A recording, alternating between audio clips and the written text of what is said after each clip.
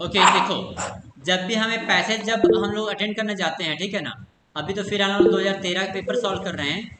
2013 का जो पैसेज है जो आया था उसको मैं ट्राई कर रहा हूँ उसको सॉल्व करने की, ठीक है। अब देखो, जब उसके भी आप लोग पैसेज जब सॉल्व करने जाएं तो आप लोग एक नियम मैंने बना के रखा था, उसको आप लोग याद रखिएगा, ठीक है। नियम क्या बनाए थे बच्चों हम लोग? 10 20 1 2। एक दो 10 20 1 2 एक मैसेज कर लो। हर पैसेज कर लो, ठीक है ना। इसका मतलब क्या था बच्चों? इसका मतलब ये था कि आपको शुरू 10 सेकेंड लगाने हैं आपको पैसेज के बारे में, किस बारे में ये पता करने के लिए, टॉपिक पता करने के लिए, ठीक है। आपको उसका टॉपिक पता यस करना है। सर। इसके लिए क्या करोगे आप लोग?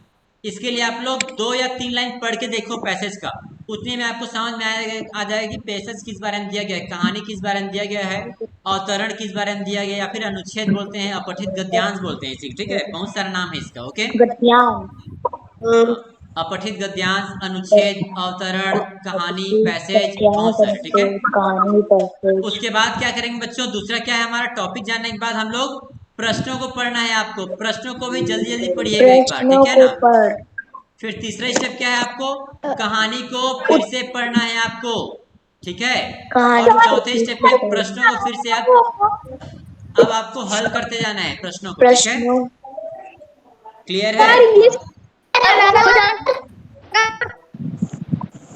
हाँ, क्या बोले? सर तो इंग्लिश का है। फिर से बोलो, मुझे नहीं समझ में आया। चलिए इसको, ठीक है, आप लोगों का आवाज तो इसमें साफ नहीं आ रहा है। रोलिंग क्या इंग्लिश से करना है, ऐसे बोल रहे हो क्या? Yes sir. सर ठीक है, एक बार हिंदी कर लेते हैं, बीच में कभी फिर इंग्लिश का कर लेंगे, ठीक है। Yes sir. चलो, सबसे पहले क्या करेंगे बच्चों? 2 3 लाइन पढ़ के हम लोग टॉपिक पता करेंगे। पता करिए, चलिए। वसंत से ग्रीष्म तक खोजी तक मधुमक्खियां खोजी। मधुरस पराग और जल से संभावित स्रोतों को चारों ओर ढूंढती रहती हैं। मधुरस के स्रोतों की ओर खोजी मक्खी दृश्य और गंध दोनों से आकृष्ट होते हैं। मतलब क्या? देखो बच्चों, किस बारे में दिया गया इसमें आपको? मधुमक्खियों के बारे में दिया गया। ये आपको समझ में आ गया इतना में? ठीक है। इतना जब समझ में आ गया तो आगे बढ़ जाइए। अब देखिए, आकर्षण का विलोम शब्द है ललचाना, विकर्षण, भटकाना, विवेकी। तो क्या है इसका? विकर्षण होता है बच्चों, आकर्षण का उल्टा, है ना। आप लोगों को विलोम शब्द भी याद करना पड़ेगा आप लोगों को, ठीक है। Yes sir. इसका मेरे यस पास सर। यस मेरे पास लिस्ट बना हुआ है, आप लोग मुझसे मांगिए, मैं दे दूंगा आपको, ठीक है ना। तो देखिए, इस क्वेश्चन को आंसर करने के लिए आपको इसको जरूरत पढ़ने की जरूरत नहीं है, आपको ऐसे ही आंसर कर पाएंगे इसको, ठीक है। दूसरा प्रश्न 77 पढ़ते हैं। संदेश वाहक के रूप में मधुमक्खियों का उपयोग करने पर संदेश पर्ची कभी गंतव्य तक नहीं पहुंचती थी, उसके सिर पर जुड़ जाती थी, गिर जाया करती थी, छाती से संलग्न होती थी। ये हम लोग पैसेज पढ़ेंगे तो समझ में आ जाएगा, ठीक है।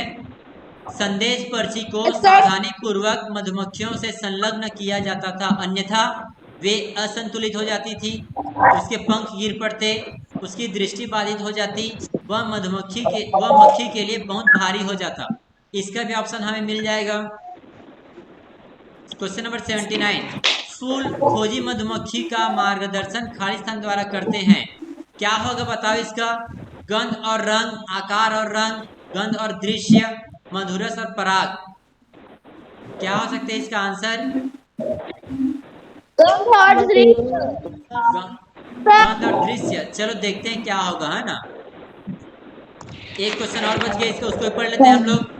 गंध के मार्गदर्शक स्थित होते हैं पराग पर, मधुरस पर, पत्तियों पर, पंखुड़ियों पर। कहाँ हो जाएगा बच्चों इसका? पराग आना चाहिए, बट क्वेश्चन में पढ़ लेते हैं एक बार, ठीक है। पराग मतलब उसमें जब फूल को जब छूते हो ना तो एकदम पाउडर पाउडर से लग जाता है, दैट इज पराग, ठीक है। चलिए अब कहानी पढ़ते हैं पूरा, उसके बाद हम लोग, ठीक है।